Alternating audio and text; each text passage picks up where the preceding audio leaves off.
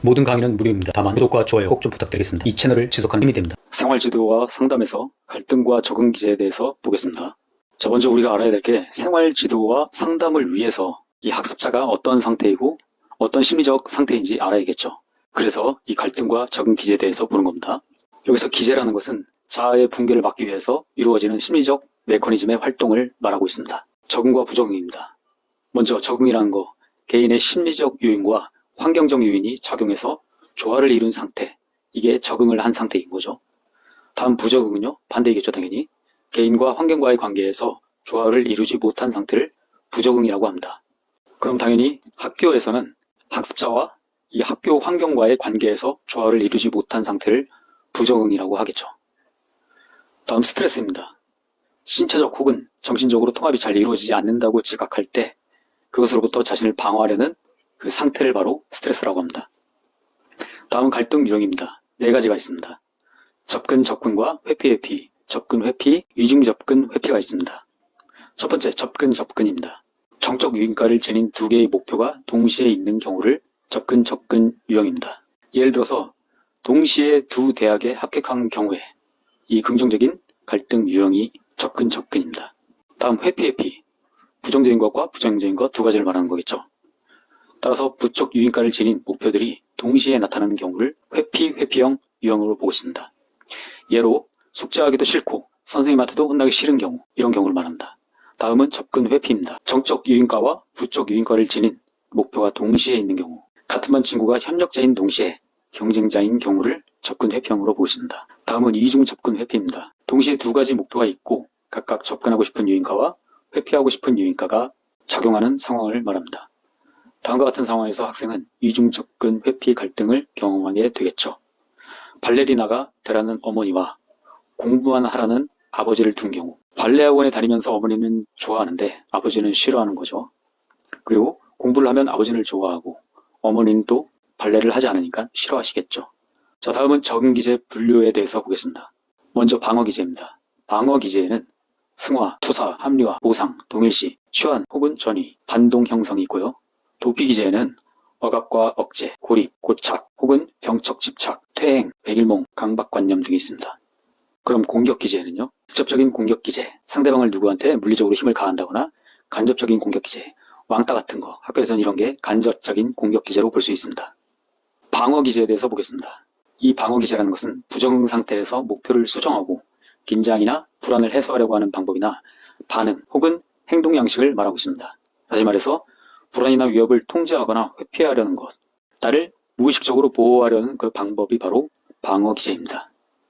이 방어기제에도 성숙한 방어기제가 있고 미성숙한 방어기제가 있습니다. 먼저 성숙한 방어기제에는요, 이타주의가 있습니다. 남을 배려하는 거죠. 행위의 목적을 타인을 위한 선에 두는 것. 금욕주의, 감각적인 것과 육체에 속하는 욕구를 억제하고 부정하는 것. 유머, 남을 웃기거나 말을 하는 행동. 승화, 어떤 현상이나 더 높은 상태로 발전하는 일을 승화라고 합니다.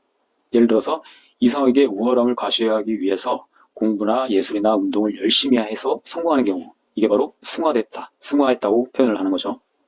다음은 억제입니다. 충동이나 욕망을 억압하거나 완화하는 일, 감정과 경험의 의식을 봉쇄하는 거죠. 합리화가 있습니다. 심포도 생각하시면 되겠죠? 자신의 행동을 정당화하기 위한 이유를 붙여서 비판과 죄의식을 피하려는 방어기제를 합리화라고 합니다. 그럼 미성숙한 방어기제는 어떤 것이 있는지 보겠습니다.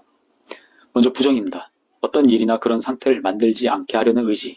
투사, 자신의 불편한 감정을 다른 사람에게 되돌려서 푸는 겁니다. 이거는 개인적인 성향을 다른 사람에게 무의식적으로 그 원인을 돌리는 겁니다. 자신한테는 좋겠지만 주변 사람들한테는 좋지 않겠죠. 다음은 행동화. 자신의 기억이나 태도 또는 갈등을 말보다는 행동을 통해서 표현하는 겁니다. 다음은 건강염려증. 신체 증후나 증상에 대한 잘못된 해석을 근거로 자신에게 심각한 질병이 있다는 두려움이나 그러한 생각에 집착하는 증상. 이게 바로 건강염려증이고요. 퇴행이 있습니다. 보다 미성숙한 정신기능의 단계로 되돌아가는 것. 그리고 부모님의 관심을 돌리기 위해서 어린아이의 행동을 보이는 것을 퇴행이라고 하죠. 수동 공격적 행동이 있습니다. 내면의 공격성을 직접 표현하지 못하고 간접적인 방법으로 공격적인 감정을 처리하는 것. 신체와 무의식의 갈등이나 욕망이 정신적인 내용을 담고 의식으로 올라오지 못하고 신체 증상으로 표현하는 것. 갈등, 개인의 정서나 동기가 다른 정서나 동기와 모순되어서 그 표현이 저지되는 현상을 갈등으로 보고 있죠. 다음은 욕구 좌절입니다. 목표 지향적 활동이 전체적으로 또는 부분적으로 차단되거나 방해를 당하고 있는 상황. 그때 욕구 좌절이 일어나겠죠. 또 불안이 있습니다. 불쾌한 일이 예상되거나 위험한 일이 닥칠 것처럼 느끼는 정서 상태를 불안이라고 하죠. 다음 방어 기제에서 적응 방법에 대해서 보겠습니다. 적응 방법에는 직접 대처와 방어적 대처가 있는데 다음 기출 문제를 통해서 확인하겠습니다. 적응 이론에서 쓰이는 용어이며 적응 기제 혹은 방어 기제로 사용한다. 이것은 심리적 파국을 피하고 자아의 붕괴를 막기 위해 이루어지는 심리적 메커니즘 활동이라고 할 수 있다. 근도 반응, 공격, 퇴보, 대상, 도피 등이 열거되고 있다. 프로이드는 퇴행, 억압, 반동 형성, 격리, 취소, 투사, 자기이해적 내향, 전도, 승화 등의 방어 기제를 제시했다. 다음 기출 문제 보겠습니다. 외아들인 철수는 형제가 있는 친구들을 볼 때마다 매우 부러웠다. 특히 학교를 가지 않는 날은 외롭고 쓸쓸했다. 철수는 시에서 운영하는 청소년 단체에 가입해서 나이가 서로 다른 사람들과 어울려 외로움을 달랬고 그 결과 사교성도 발달했다. 심리학자 프로이드는 이런 방어 기제를 승화로 보았다. 다음 2005년 중등에서 나왔던 문제입니다. 영희는 학급 임원이 되기로 했다. 하지만 영희를 추천하는 사람이 없어 후보에도 오르지 못했다. 영희는 임원이 되면 공부할 시간이 없을 텐데 잘 된 거야 하면서 뭐죠? 합리화라고 했습니다. 합리화는 자신의 행동을 정당하기 위한 이유를 붙여 비판이나 죄의식을 피하려는 방어기제다. 방어기제죠. 적절한 합리화는 자신의 대외적 인상과 자존심을 보존, 향상시키는 데 도움을 주는 방어수단이다.